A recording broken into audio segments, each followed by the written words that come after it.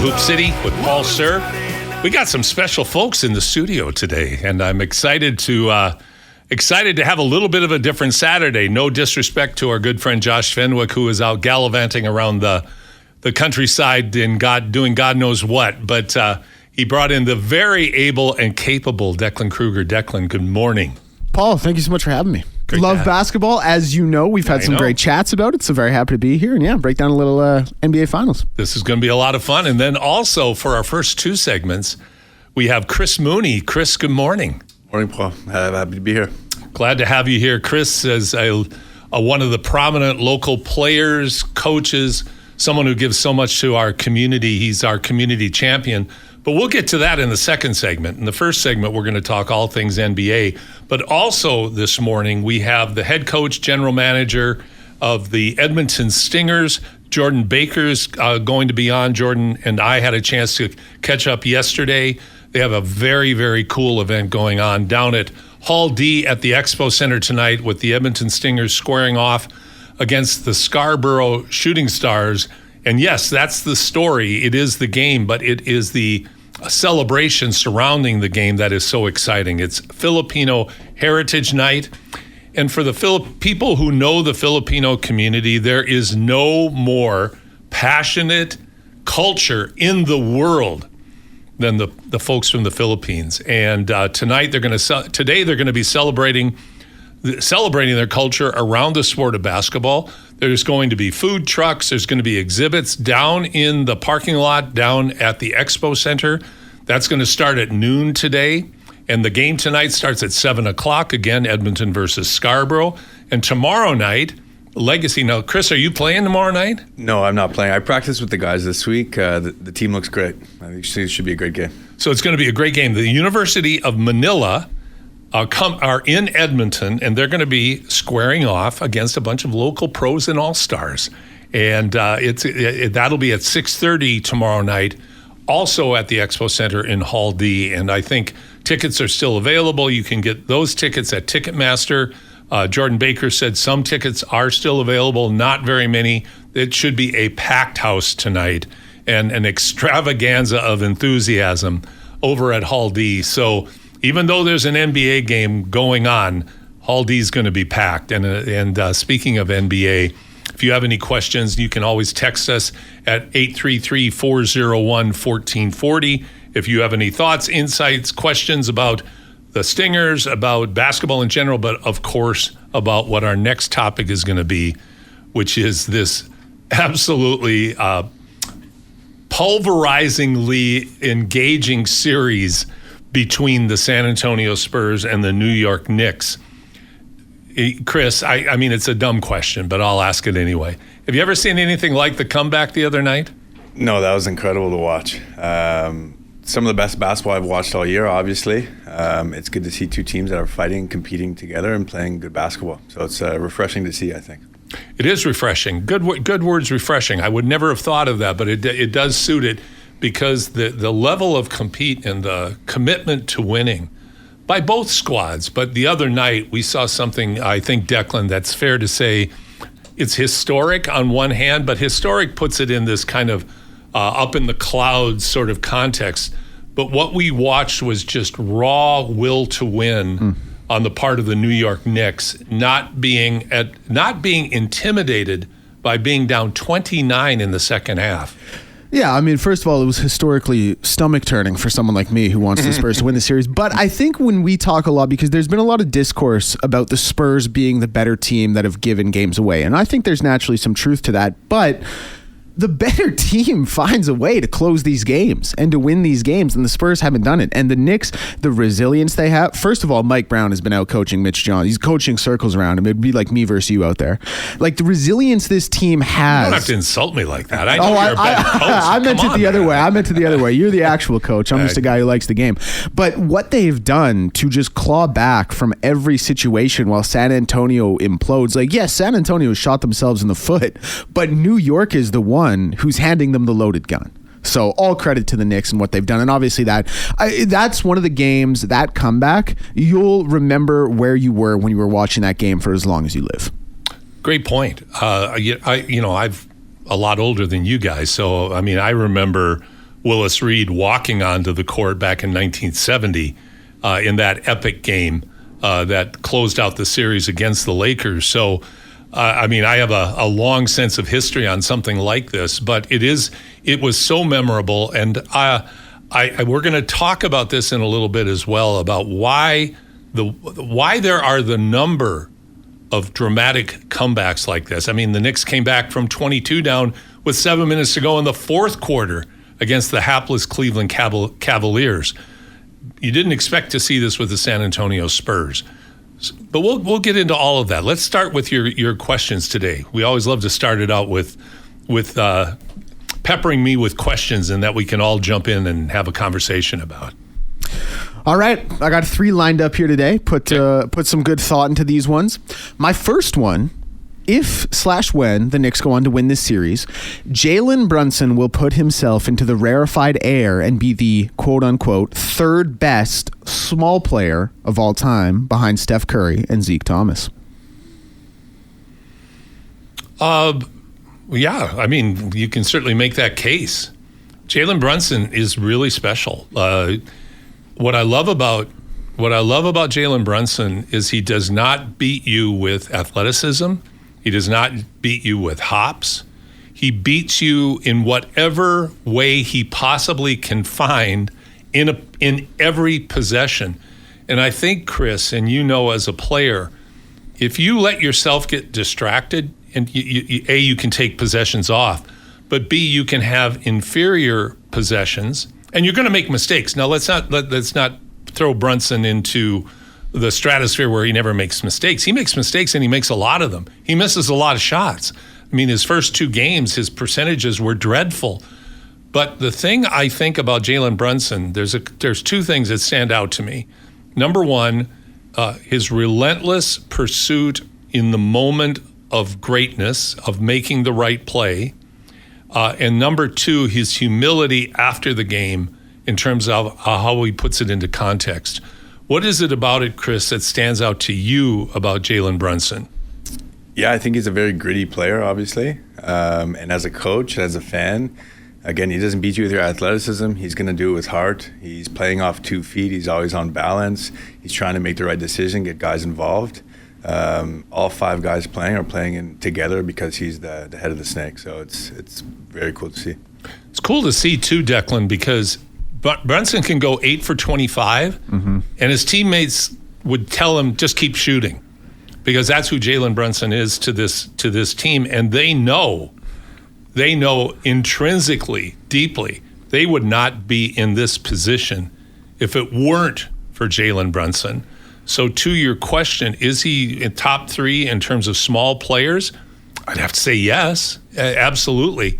I can't think of any other small players that have brought teams to this point other than the 2 that you mentioned. Yeah, you touch on his kind of constant green light, and it is like the way the roster's constructed, they let him just go out and shoot like that because, Josh Hart or OG or Cat are going to be there for an offensive rebound. Like, James Harden thinks he has a green light like that, but in a lot of stops, he hasn't actually been able to have it because of the roster construction around him. And yeah, I think the other guy in the conversation would probably be Tiny Archibald. He obviously has that finals MVP. I think 79 was the year. It was 81. Okay, yeah, 81. First year that the Larry Bird Celtics won.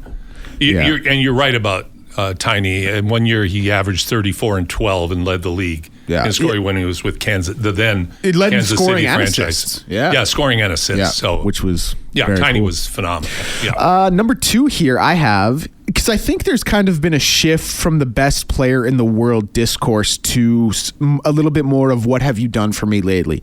Like LeBron, I think we can kind of safely say, and maybe this is just me, but it was ever since that Detroit game in the Eastern Conference playoffs when he scored 29 of the last 30, 25 in a row. I think that's when people said, okay, you know what? This is the best player in the world, but he hadn't won an MVP yet. He hadn't, they obviously go to the finals that year, but he hadn't been to a finals yet. He hadn't won one yet, but I think most people kind of agreed this is the best player in the world. I think there's been a little bit more of a shift to what have you done for me lately. So the second bullet point I'm going to throw at you guys is, even if they lose, Victor Wembanyama is the best player in the world. That's easy for me to answer. Absolutely not. And not even in the conversation yet. people are way, way too quick on this guy. And when I say the term "this guy," that's a bit demeaning, and I don't mean it like that. But the other night, was that the best player in the world in the second half that was floating around looking like a lost puppy? Like there was I said this in my blog that I sent out yesterday. It was like one of those Invisalign fences that dogs can't cross because they have a shock collar on. That was Wemby with the three-point line. Yeah, he wanted nothing to do with the inside. He was terrible and non-existent in the second half. He is not even close to being in that conversation yet. Because, to your point, Declan, what have you done for me lately? But I'd go a step further, and I'll bring up another somewhat unrelated anecdote, and that was Jerry West's response to J.J. Redick's demeaning, and this is why I will always dislike J.J. Redick, when he said Bob Cousy played with firemen and plumbers. And Jerry West said, how many championships did you win, J.J.? I mean, you were a good NBA player, but that's it. And that, good for you. You were a good NBA player. You never won a championship. In fact, you never even came close, and you never were a factor enough to help bring a team to that point. So Wemby isn't there yet. Like, will he be the greatest player in the world? If he stays healthy, yup.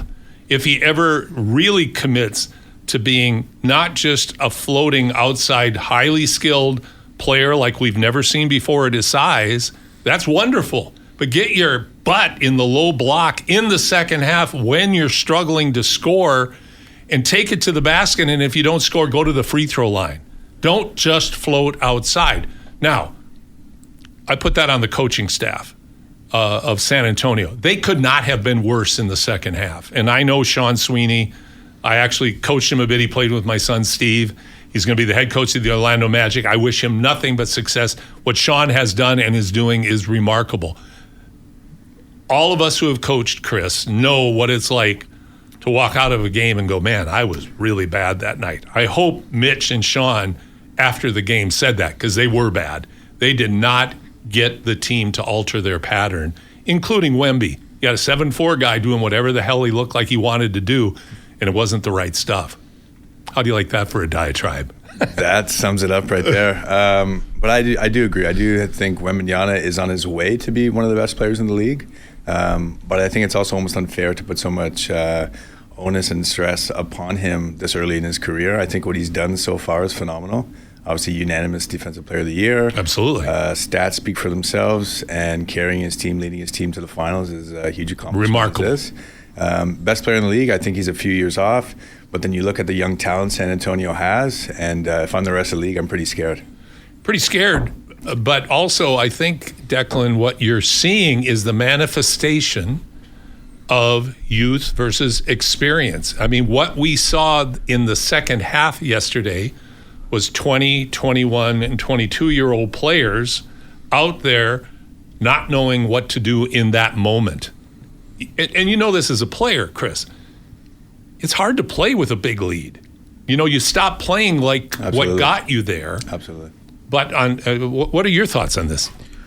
Yeah, I'm a little bit more bullish, if you want to say, on Wemby. I think he's the best player in the world already. And I think there are obviously some phenomenal players in this league, goes without saying. I think when you look at what SGA has done the last 2 years, obviously deserves to be right in that conversation. For me personally, Jokic, as much as I love Jokic as a player, I just think the kind of the continued playoff collapses since that championship run have removed him from that conversation for me. And I just think you look at the series this year he had against Minnesota, and maybe it's being harsh, but I think it takes him out of the conversation.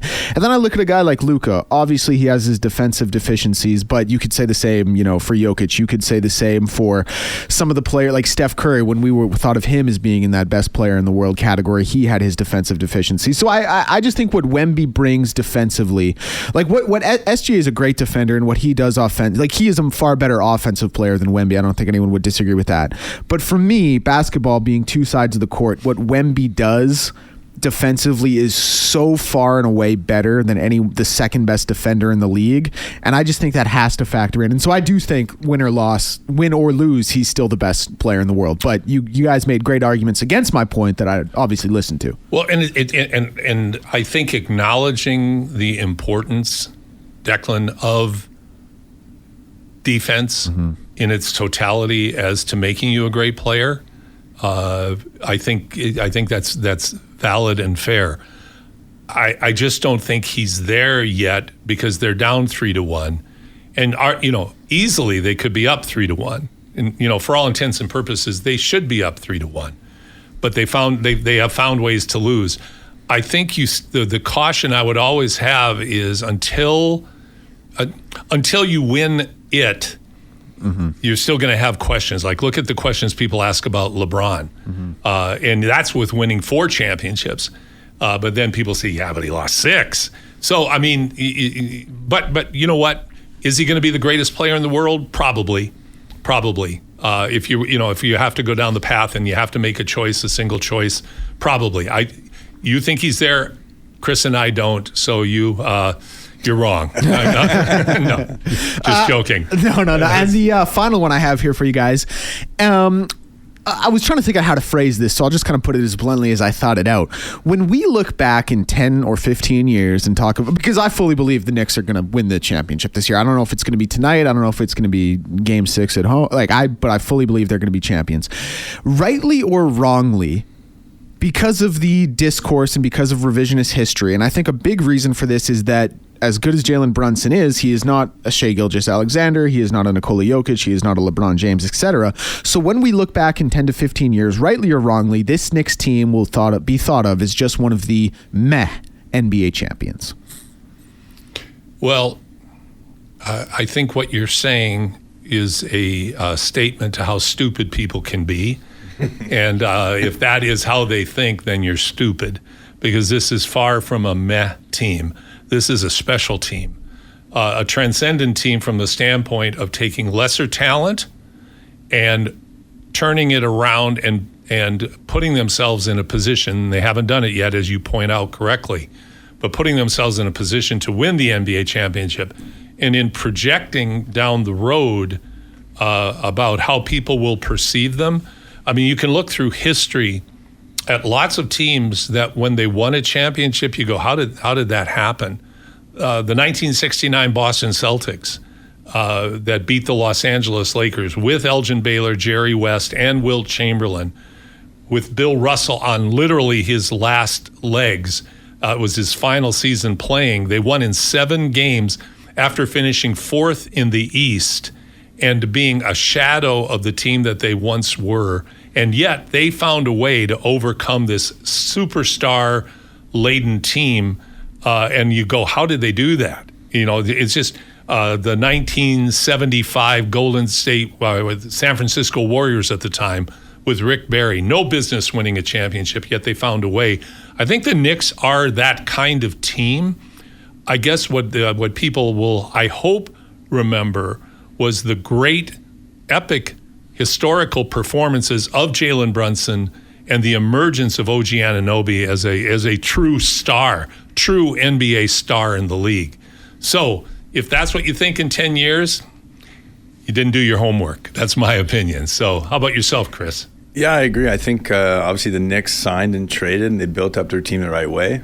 So that's something that's super admirable to see. Let me ask you a question. Would they be in this position right now if RJ Barrett and Quickly were in the lineup? Absolutely not. 100%. Absolutely not. And as a Canadian, I speak for all Canadians. We wish OG Anunoby was in a Raptors jersey still. 100%. Especially after last game. But you can tell, obviously, a lot of their team played together in college, so they kind of know each other's games. They have a lot of history together, and they're playing for each other. And it's evident that they want to win this together for each other. So, no, this is going to be something you're going to remember for a very long time. And this is one of the best finals I think we've had in a very long time as well. That's a great perspective. Declan, to you, is this one of the best finals you've watched in a very long time? Yeah, I mean, I think the games have been great. Obviously, there are some finals, like I know some of the game, but that 2013 finals, and a lot of that's because of Game 6 and 7. The 2016 finals, like those ones will always stand out to me, of course. But yeah, this one is right up there. But it is hard for me to get over. Like, I'm not a San Antonio fan; I'm a Miami Heat fan. So it's a little weird. That's too bad. I know, yeah, it's a tough spot. So it's a little weird that I'm chilling for the Spurs here. But the way, I can't lie to you guys, the way they have just shot themselves, not even in the foot, the whole leg, that has taken away my enjoyment a little bit. But obviously the basketball has been phenomenal.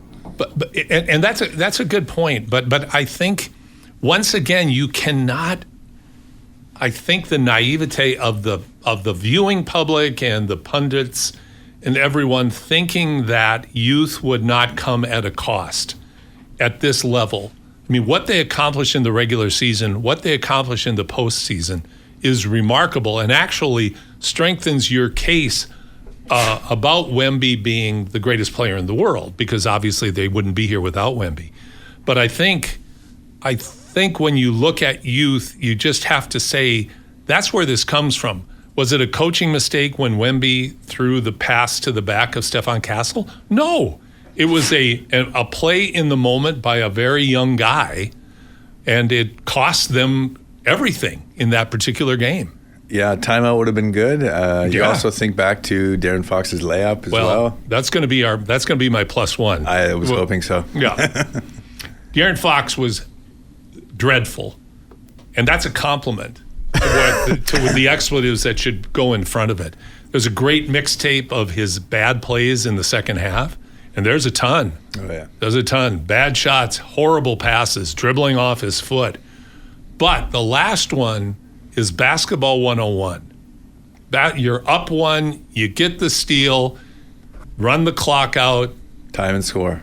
Yeah. Run to the corner, make them foul you and get to the free throw line and take your chance. Like that's, or call a timeout. Do anything but what he did. Now, the question is, depending on what angle you look at the photography on the shot, did OG foul him? I think that's a tough call. You're not going to make that call at the end of the game. I don't think the ref's going to decide it. I thought it was a clean block. I have to give it to him. Yeah, and I thought so too, but there's some angles where it's all arm, not all ball. And so what about you, Declan? Yeah, I wouldn't have made the call just because I think the whistle wouldn't have been in my mouth because I was so in shock De'Aaron Fox actually took that layup. But all jokes, I wouldn't have made the call. Jokes aside, I wouldn't have made it. And neither would I. Yeah. You wouldn't want the game to be decided on that, especially since there's so much subjectivity in the officiating throughout the whole game. That wouldn't be the one to blow the whistle on. It was a horrific decision. Phenomenal effort on the part of OG Anunoby, which I think is what puts him now, elevates him from whatever tier he was at before in people's minds up to the upper tier of players now in the league with the emergence of his all-around offensive game, coupled with his stellar defense. Like you talked, Declan, very well about the impact of defense. It's what OG Anunoby does on the defensive end, that coupled now with this offensive emergence that has turned him into a really special player. And here's one thing I love. This will be final before we go to break. There's a great courtside angle of OG's tip. And the close-up is on, of course, the shot going up by Brunson, OG going in for the tip, OG turning around, and they have Brunson's face as well. Neither of them even smiled. Neither smiled afterwards. And their humility after the game in the press conference. The first thing that Brunson talked about was a young boy who passed away in the hospital from cancer, being a true hero. And OG, not as in an endearing way, not an annoying way. Like Kawhi was annoyingly quiet. Like I just always found him annoying to listen to in press conferences. Right. Where OG, he's just shy. And teams, everybody's excited, and then everybody starts laughing in the room and he finally smiles a little bit. But they're two really special personalities to me, which is one of the reasons I just fallen in love with the Knicks, is because of their special personalities. Absolutely. So great conversation, fellas. So we're going to take a break right now. We'll come back with our community champion, Chris Mooney. Here with Declan Kruger, you're listening to Hoop City with Paul Sir on this beautiful Saturday morning in Edmonton on your sports leader, Sports 1440. City, Paul Sir. Josh Fenwick's out of town right now. Declan's with us today, and we'll get into our community champion in just a second. Today is a Marvin Gaye music weekend. Love that. Marvin Gaye is phenomenal. What a voice. Many people that are familiar with Marvin Gaye's music catalog are just blown away by the man's vocal skills that were really, spectacular, and will be like eternally among the greats of all time in terms of delivering soulful music. Tragic end to his life, shot in the chest by his father. Also a very good athlete. He actually tried out for the Detroit Lions 2 years to be a wide receiver and almost made the cut. And he never even played college football. Right. He just knew somebody because of who he was, but almost made the Lions.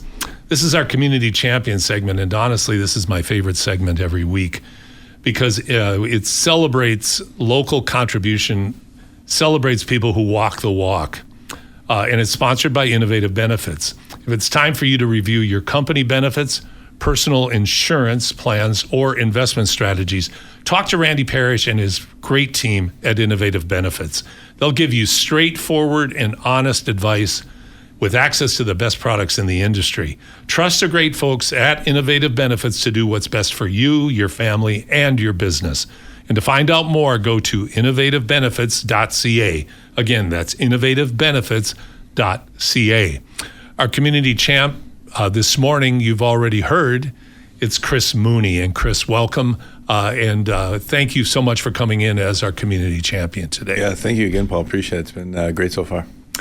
Well, we'll see about that. Then. We'll see if we can. So, first of all, Chris, you're not from Edmonton. Correct. Talk about your background, about how you came to Edmonton, and tell everybody about your playing career. Yeah, originally from Ottawa, Ontario. Grew up playing high school basketball there. Went on to play college basketball at Algonquin College. Played there for 2 years. Went to school for business. Graduated. Took a little bit of time off. Was working. Got the itch to play again. Missed the game, and got to play in some pickup runs in the city. My name started floating around. Got out to Alberta. Came out originally for University of Alberta. Ended up going to NAIT. Played at NAIT for a year. And then I played over at Grant McEwen as well. So a little bit of experience, quite a few spots. Yeah, but that's great. Who heard about you, and who enticed you to come to Alberta? Yeah, I was playing pickup basketball at a French college, La Cité Collégiale, where Barnaby was the coach at the time for U of A. So he would pick up a lot of guys from the CJEP out in Montreal. Right. So he's just pretty much asking coaches, hey, do you know any guys? And he threw my name in the mix and got a hold of Barnaby, came out here for a weekend, and then ended up meeting Mike Conley and went to NAIT. Interesting journey, and to play at the college level, then to play. They had gone to U Sports when you played at Grant McEwen. Yeah, McEwen. So they had gone out of the ACAC into U Sports. How was that experience of playing in U Sports? It was great. I wish I would have played all 5 there. Yeah. Much better basketball, more team oriented. Obviously, you're much better reads, decisions, and you're playing with guys a lot longer. College guys, maybe 1-2 years, they might move on or transfer. University, you kind of have your team, and you get to kind of build it out that way, and kind of maybe leave an imprint or a little bit of a legacy on the program, which is kind of cool. But it was great basketball, lots of fun. First and only time Grant McEwen made the playoffs. Got to go against U of A in a 3-game series. So the city was really rallying behind both teams. So it was a lot of fun.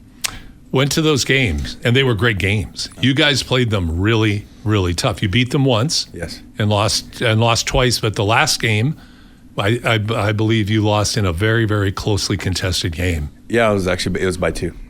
That's closely contested. Yes, but yeah, great series. They obviously had a great team, great coaching, as did we. So it was a special group for Grant McEwen as well. That's fantastic. Yeah. So Chris, what basis of decision to stay out west? I mean, you're from the east. Yeah, we all know the sun rises and sets on Ontario. So, but what brought you out to the hinterlands and kept you here? Honestly, the people are great. I've had nothing but great experience with the people since I've been in Edmonton. I've also lived out in BC, lived out in the Okanagan, lived out in Vancouver as well. pretty much once you get a taste of what the West Coast has to offer, you don't really want to leave. And I came back to Edmonton around 5 years ago. Been with my partner. Work's been great. Life's been great. Still getting to play basketball, which is a bonus. So life's good here. We'll come back to what you're playing right now in just a moment, but I'd like to talk to you about your efforts in the community and your coaching. Tell our listeners about what you're doing in the community and working with young people. Yeah, absolutely. I work out of Legacy Athletics, which is a great facility on the south side of Edmonton. Absolutely. So those guys do a great job in putting together some programs. I've been very fortunate enough to help local community teams, SEBA, SBA, Northside basketball. I've done a lot of camps, some for free as well, just to engage the community and the less fortunate. Also, I provide team training, one-on-one training, and I'm currently coaching a U15 boys group in competitive summer spring basketball. So lots of stuff going on. Also, I've done 3x3 programs for kids, trying to grow the game that way. It's good to see. It's great to meet the families. It's good to build relationships with the youth and help build the game out that way as well. Well, I think too, it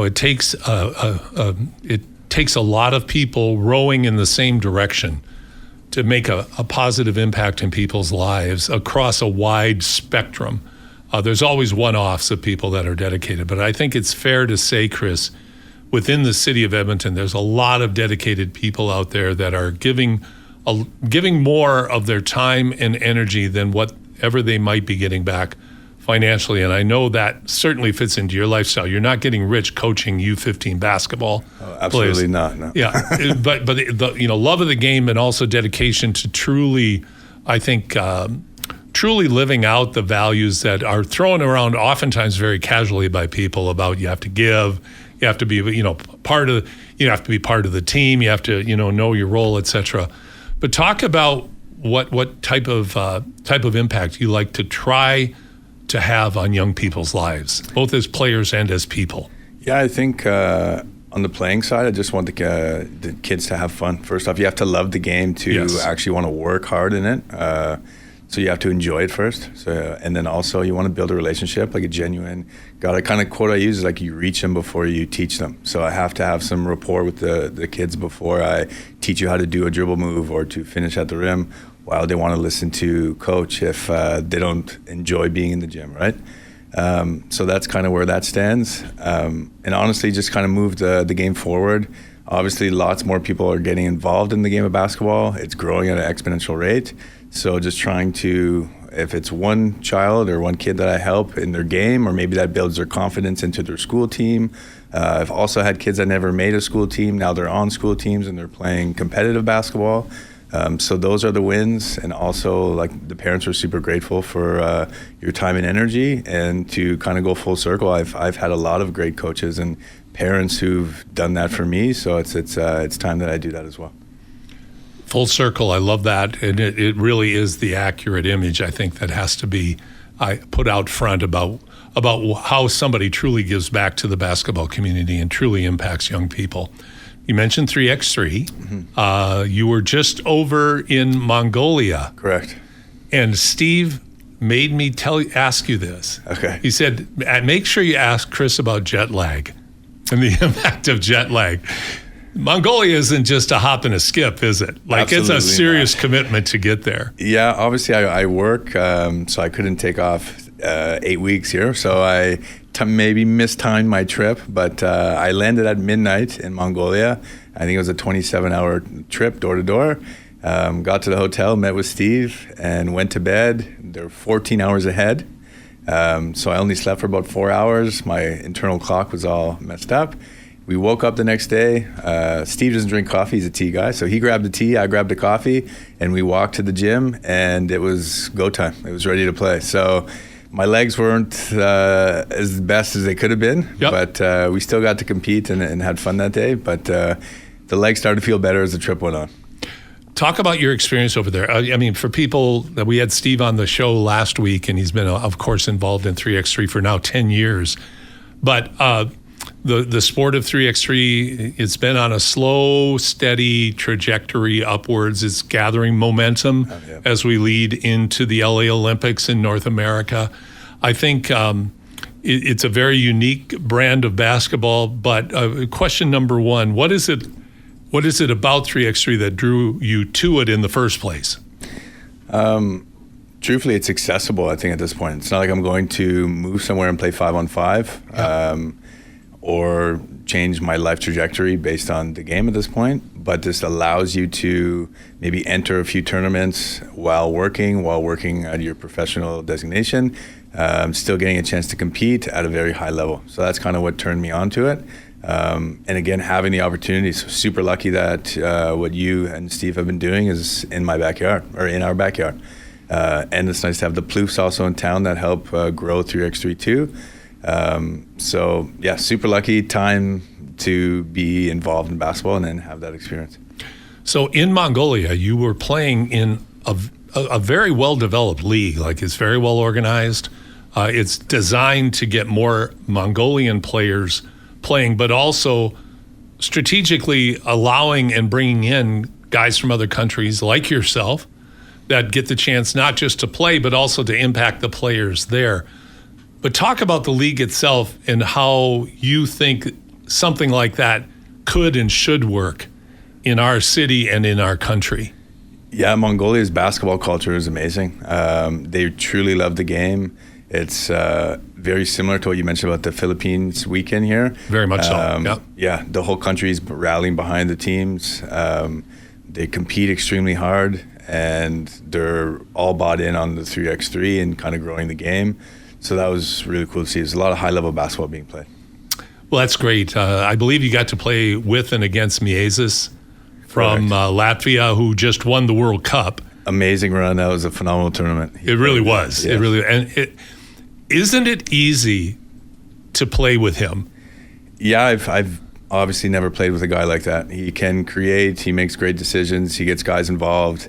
And like yourself, he's an encyclopedia of 3x3 plays and runs. I remember being in a timeout, I think in the semifinal of the tournament, and he's like, "We're going to run Riga from 2006. We need Steve here. We need you here. We're going to set this down screen." And how it's all in his brain. He's been doing this, I think, professionally too for 10 years, just like Steve. So he has. I actually saw him in his first tournament in Lausanne. I think it was his first tournament. It was certainly his first season. And, he's younger then, he was springier than he is now, but he was just different than the other 3x3 player because his ball handling skills, his change of pace, direction, and it's almost like he has stationary capacities to change pace and direction, and he's not going anywhere, but he makes the defender go places they don't want to go and to move with his fakes. He's really a remarkable player. And when you're open, and I remember watching, online, I was watching you specifically. When you were open, the ball was right on your hands, wasn't it? Yeah, it was pretty easy to score when you're catching from his passes, for sure. Yeah, if you're open, you're going to get it. He's just so gifted. What a great experience. Now, you bring that back. How would that translate here? Yeah, again, just more experience in 3x3 as is. Like, I think I played around 10 FIBA-sanctioned tournaments. Right. Which would be a lot, or considering in the Edmonton area. So I think I just bring back a little bit more knowledge about the game and how they're growing it in their country and what maybe we could do in Edmonton and surrounding areas. And to that point, there will be a league that's going to be kicked off this summer with Legacy Athletics at their great facility in the South Side. And it'll be for ages U13 and up, including adult. But the goal also then is to get into a regular FIBA circuit rotation starting here in Edmonton. And Chris, you and a few others are going to be instrumental, I think, in for us once again as a city, as a community, being the leader in 3x3 development, not just in Canada, but hopefully in North America. You do so much for the community, Chris. You are truly our community champion for today, and thank you so much for being here. Thank you very much, Paul. Appreciate it. Chris Mooney. Chris, you can be followed on Instagram at chrismooney.realtor, correct? Yep, that's it on Instagram. You have a website as well? Yeah, mrg.com. mrg.com. MRG Edmonton. He's a modest guy. He's a modest guy. But at Chris Mooney .realtor and mrg.com. Thanks so much for joining us, Chris. Thank you very much. All right, we're going to be back, and we're going to have an interview I did with Jordan Baker, head coach, GM of the Edmonton Stingers, and their great celebration tonight down at Expo Center. It's going to be starting at noon for the Filipino Heritage Celebration. So we'll talk with Jordan about that, about the Stingers this year, about the CEBL, and we'll be doing that right after these messages. You're listening to Hoop City with Paul Sir on your sports leader, Sports 1440. Welcome back to Hoop City, Marvin Gaye Weekend, the voice, the purest voice of soul. Aretha Franklin on the, as in terms of the female voice of soul, and Marvin Gaye, he's the dude, he's the guy. Here on Hoop City, Paul Sir. Right now we're going to play a conversation I had with Jordan Baker, who is the head coach, GM of the Edmonton Stingers. Jordan's been with the organization, obviously, since its inception, and now we're into the 8th season of the CEBL and of the Stingers. And, of course, Jordan was all CEBL, I think 1 year top Canadian of the year in the league, won a couple of championships, and now this is his 3rd season as the head coach and now assuming other positions as well. One of the things the Stingers have been committed to is community engagement, and they certainly picked a great community to engage with today. The Filipino community, passion for basketball, love for basketball, the numerous amount of leagues and teams just in our city, much less across the whole country of Canada. It's truly remarkable. And you'll be able to go to the game tonight and have a variety of celebrations going on that Jordan will tell you about. And then, as I mentioned in my opening segment's remarks, there's also another game tomorrow between the Legacy All-Stars, a bunch of local, very, very good basketball players playing against the University of Manila, who are here to compete as well. So it's a wonderful celebration of Filipino basketball in our community. So let's play our conversation with Jordan right now. Welcome back to Hoop City with Paul Sir on your sports leader, Sports 1440. I'm glad to be joined by the president, head coach, CEO, general manager. He does it all for the Edmonton Stingers here in Edmonton, Jordan Baker. Jordan, great to have you on the show. Yeah, always great to be on. Good. So you've got, before we go into the season, you've got a night, I think, that is, I don't want to say long overdue, but couldn't be more timely. And that is the partnership between the Edmonton Stingers and the Filipino community. And anybody who knows the Filipino community knows about their passion for the sport of basketball. So on Saturday night, you have Filipino Heritage Night. Tell us how this came about and what the night will entail. Yeah, so I mean, in the off season, we were looking to do a little bit of some special events when it came to some of our home games, and just finding other ways to interact with the community at large. And like you said, the Filipino community is huge, are huge supporters of basketball and love the game. And we wanted to find a way to, sort of honor that community. And, in Edmonton, we have a huge Filipino community. So for us, it was a natural fit being the professional basketball team in town. And we've engaged with Filipino groups, whether it's performers, our anthem singer, halftime shows and things like that over the course of the last few seasons, but nothing where we've really tried to dial in on making one specific night a celebration of all those things, right? So we have a market that's in the parking lot of Expo Center prior to the game, runs from noon until tip-off. We've got lots of Filipino vendors, markets, and food trucks, so people can come out and enjoy that during the day. And it looks like the weather looks to be on our side, which is fantastic. And that runs, Saturday and Sunday during the day. And then we have some pregame performances by some cultural groups, and then we have a pregame buffet going on at Expo Center with traditional Filipino cuisine prior to the game. And then we've got some custom merchandise, a hat and a t-shirt that our players will be wearing during warm-up for sale and in celebration that have all been designed by a local Filipino artist here. So we've tried to change as much as we can about our game day experience to celebrate Filipino culture. But, we're also looking to win a basketball game and to, improve in our standings in the league. What a great combination, though. Like you said, Jordan, you're looking for new ways to engage with the community, and this is a community that is extremely special. So kudos to you, the Stinger organization, and the Filipino community to put this partnership together, and I'm sure it will be a wonderful night. Are there tickets still available? Yeah, we do have a few tickets available. I don't know, if they're going to be premium tickets, but if you get yourself in the building, like I always say, there's no bad seat in the Expo Arena. It's such an intimate venue, but there are some tickets still available. If you go to thestingers.ca, you can find some things on there, and we've tried to make them as affordable as possible, understanding that we want a full building to have a fun and inclusive celebration. It's going to be a great night.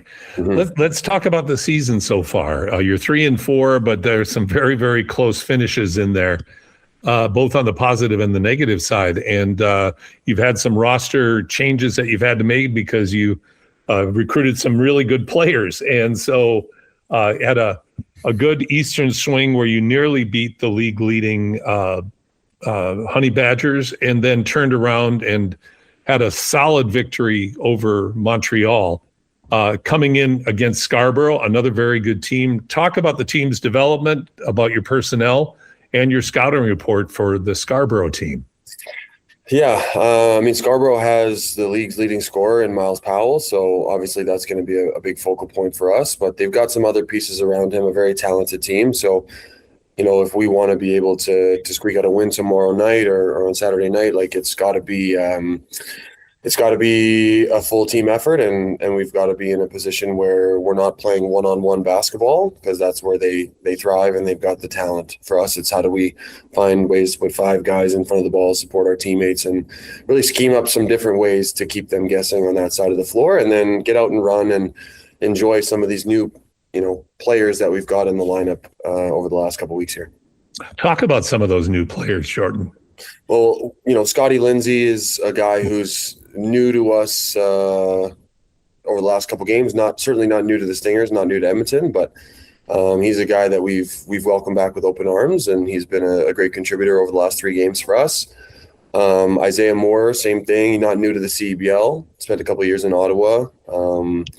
Averaged double-double there in his 2 seasons. So he was brought in to sort of replace Danger, who went off to NBA workouts. And then Stanley Davis Jr. is a guy we've been waiting for him to finish up his season overseas. And now that he's back with us, he's proving to be a great asset off the bench for us to help with our depth. And then, last but not least, we'll get Nick back in the lineup, Nick Hornsby back against Scarborough. So it'll be great to have him back in the lineup, and his leadership and just his style of play is going to help our second unit for sure.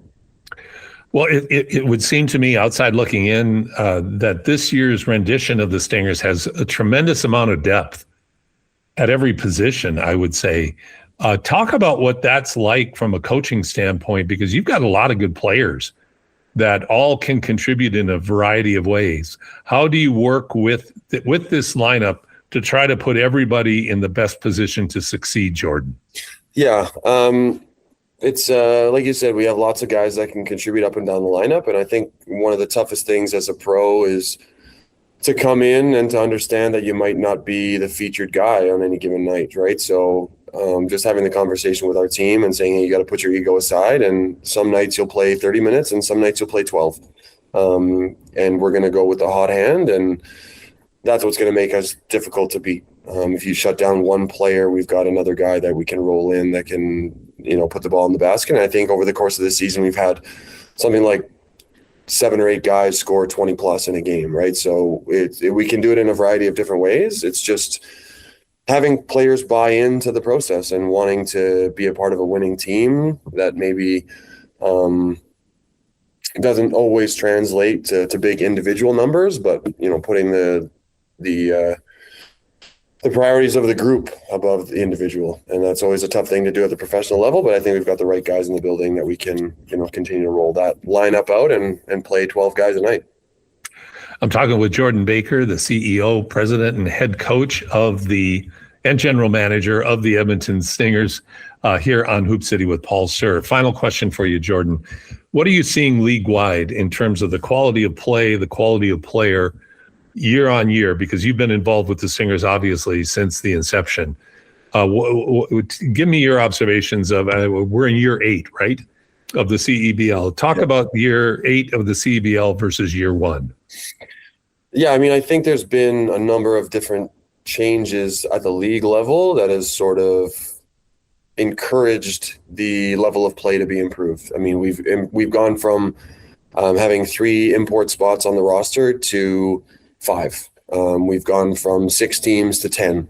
So it's just more players getting involved with the league and a higher quality. And also the league has grown to a spot where I no longer, in general managing free agency talks, have to explain what the CBL is, right? Agents know, players know, they want to be a part of the league. They want to find a way to get onto a roster. And that's something that only comes with time, is that, that prestige internationally. So that's grown tremendously. The level of players that we have guys that are signing NBA contracts and Exhibit 10s and 2-ways all the time once the season wraps up. And that's just a testament to how good our talent pool is. And, we've structured the league a little bit more to fall in line with the G League schedule and being an off season for the G League. And, as you know, there's guys that are, one injury away or, one break away from being on an NBA roster from G League teams. And